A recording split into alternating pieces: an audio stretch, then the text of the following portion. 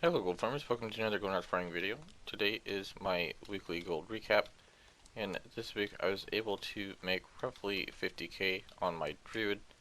On my other characters I'm not really too certain on because I forgot to keep track of that. I did make roughly 20k off of selling some Arcanite bars that I had stocked up on my Death Knight for quite a while, and outside of that I haven't really kept track of my other characters, mostly because I haven't been on them, and I've been fairly busy this last week. I'll have worked about 50 hours this past work week, which is a decent amount. Anyways, outside of the Arcanite bars, or making the gold from the Arcanite bars, how I made my gold on my druid was mostly from uh, actually herbs, believe it or not.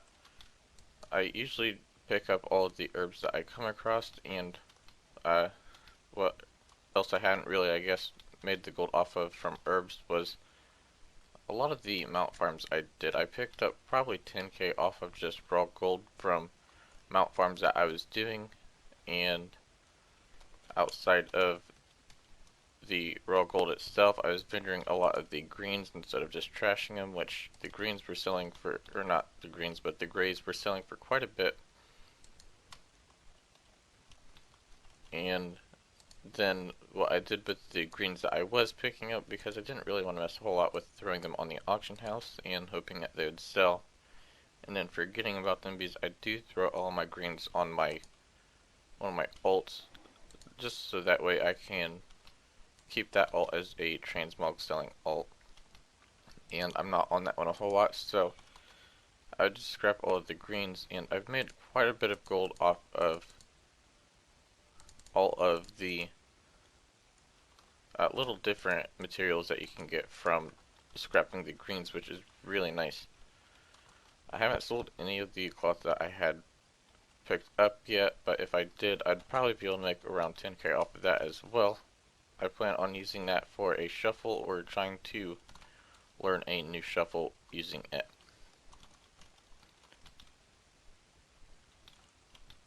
I believe that is all that I was making my gold off of this past week, though.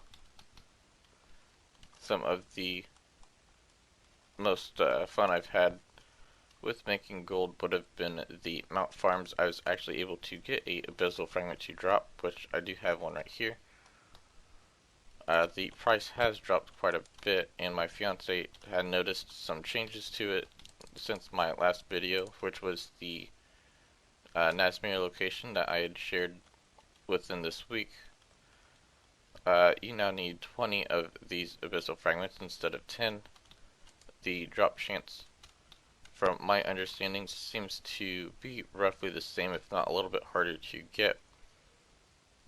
And for some reason the prices of those are dropping a lot, which can be good, but it can be bad. A lot of why they were so high is because a lot of people didn't really know what they were. One thing to keep in mind about the abyssal fragment, though, is that it is used for a mount.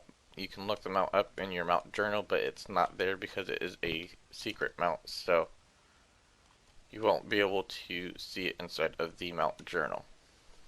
Just make sure that you don't delete these if you are wanting to farm for the mount. It will take you quite a while, because I had farmed probably 3 or 4 hours worth of locations that drop these fragments, and I've only ever seen one for myself, and my fiance's only ever seen one for herself too, and she's farmed it a little bit longer than I have.